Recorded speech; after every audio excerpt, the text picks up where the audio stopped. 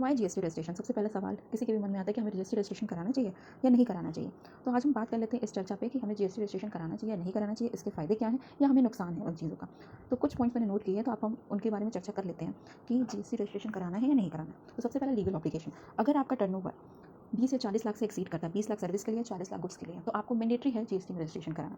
Collect and pass GST.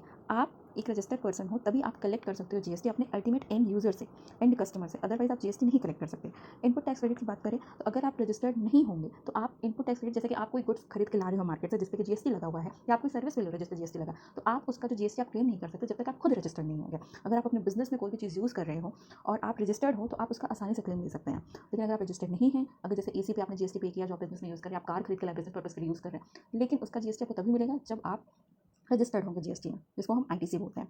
Business growth और credibility के लिए भी जीएसटी बहुत इंपॉर्टेंट है। जैसे कि अगर आप कोई करंट अकाउंट खुलवाते हैं बैंक में तो आपसे जीएसटी नंबर मांगते हैं, तो जीएसटी नंबर से आसानी से करंट अकाउंट खुल जाता है जिनका भी होता है। अदरवाइज और भी चीज़ों से करंट अकाउंट खुल जाते हैं, लेकिन जीएसटी नंबर होता है तो बहुत आसानी से करंट अकाउंट खुल जाते हैं। और आप गवर्नमेंट एजेंसी से भी अच्छा रिलेशन हो जाता है, बड़ा आपको बिजनेस ग्रोथ रन करना है, अच्छा आपका कॉन्टैक्ट होता है सप्लायर से, बड़े सप्लायर आपको माल देने को राजी हो जाते हैं अगर आप रजिस्टर्ड है जीएसटी में। तो लॉन्ग टर्म बिजनेस रन के लिए भी जीएसटी बहुत ज़्यादा इंपॉर्टेंट है। अगर आपको ऑनलाइन सेल्स करनी है जैसे कि फ्लिपकार्ट, अमेजॉन और भी जितनी भी ऑनलाइन वेबसाइट्स वगैरह होती हैं, तो उसके लिए भी आपको जीएसटी में रजिस्ट्रेशन कराना मैंडेटरी है।